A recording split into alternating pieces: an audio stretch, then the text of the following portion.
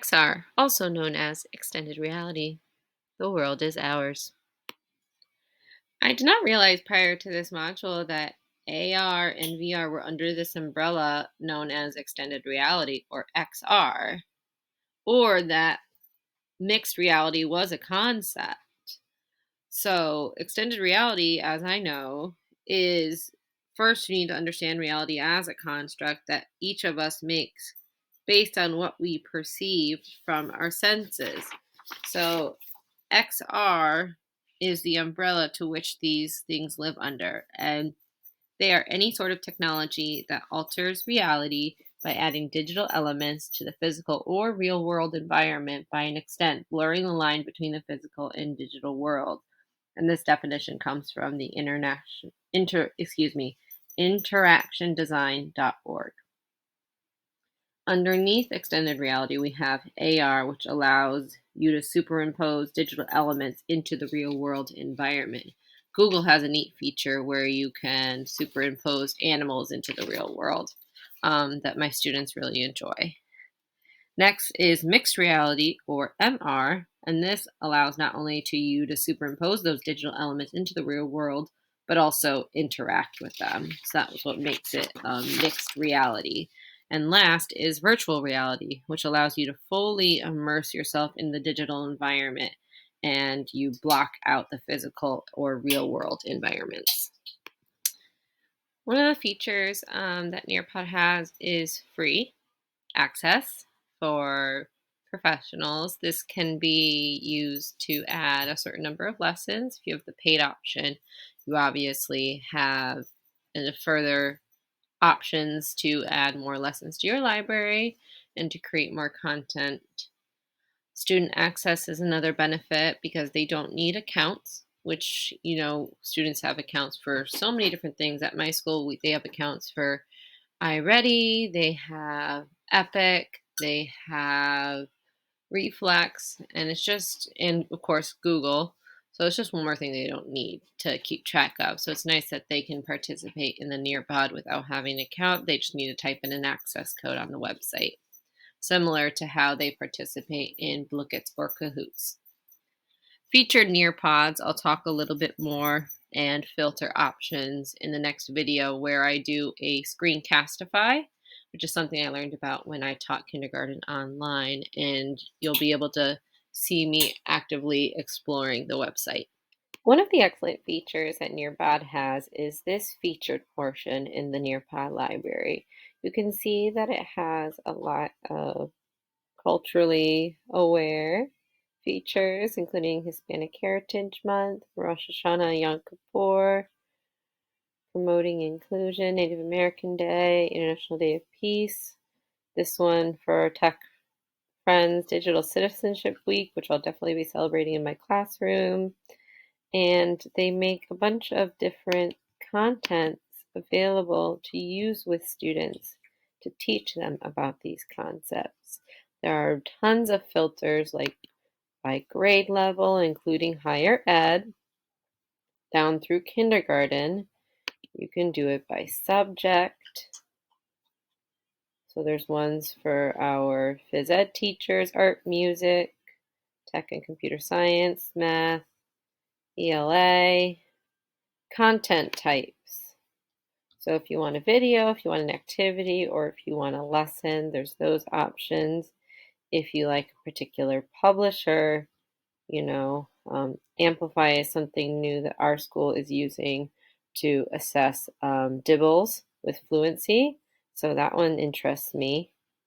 And then BBC, Common Sense Education, and premium content. Obviously, I'm not a premium member, but I presume that you can get more features through having a paid membership. And also, this is a unique one that I'm just discovering, which is by the Common Core standards. So if I wanted my 5th graders in math to be able to, let's pick one that we're doing right now, understand the place value system. Perfect. We did a lesson last week comparing decimals to the thousandths place. So if I wanted to possibly preview this, I can do that. before adding it to my lessons. And I can assign it to them, whether that's student-paced or live participation. And it has polls, collaboration opportunities, and it really is interactive. And from my experience when our math teacher used it last year, our fourth graders really enjoyed it. So I look forward to trying this with my fifth grade students this year.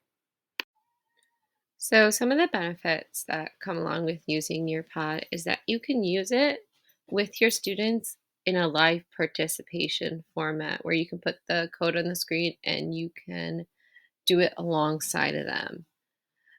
Or you can assign it to them. I'd likely assign it on Google Classroom, and the students can do it at their own pace. So you get a lot of good flexibility with that. You can also make your own Nearpod to fit your needs more specifically, or Nearpod has an excellent selection of already made Nearpods that fit, as you saw in the filters portion, different grade levels and different subjects as well. There's a lot of different question styles. You can have students type in responses. You can have them do a matching game. You can have them do a multiple choice. There's really quite a few question style options which allow for differentiation and flexibility when using this in the classroom. You can contribute to a school library on the website, which means anyone with an account that works at your school can access. And then the Nearpod library, as you saw in my previous video, really has what feels like an unlimited resource of videos to use. There are 4 ways that I see myself implementing Nearpod in my classroom. They are pre-assessment, post-assessment, review, and homework. I can use it as a pre-assessment for me to gauge how familiar my students are with a certain concept. I can use it as a post-assessment to review what their understanding is the concept after learning it. I can do it as a review prior to the post-assessment, or I could assign it as homework. And mainly right now, my focus is using this with math, but honestly, you could use this with any subject area. You could use it with science, with ELA, there's with synonyms and antonyms, for example. There are really just so many different subjects that this can be used for. There's no limits to how and who can use this for their classroom. Any program can be functionable in a classroom, but if your students don't like it or don't respond to it, then I say don't put the energy into it and find something that does work for your classroom. And that might change year to year. And teaching multi age, I get to have them for an extended period of time and get some more feedback from them. I didn't use it in my classroom much these last 2 years, but this year I want to explore how I can use it more in my classroom to make different subject areas that maybe weren't as fun a little bit more interactive. So, after using Nearpod with my students in my math group, I have 9 fifth grade students and then 2 6th graders that take fifth grade math with me. Um, they said that they enjoyed how fun it was, that they knew right away if they got the answers correct or not, which also is just immediate feedback, though they use different words. And they just kept saying it was fun. I think honestly for them, anytime they get to use their Chromebooks to gamify learning, it's a great opportunity. So if you've come to the end of this video and you're on the fence of whether or not Nearpod could fit your profession, I say it can, and you can make it fit what you need. It works for any age, including higher ed. It works for any subject, and it can work for anyone. If you don't see a Nearpod that fits what you need, you can create one. And I could see this being used in a professional development to engage a staff. You can work with this any way you need. And I hope that by the end of this, you see that and figure out a way that it can best fit what you need.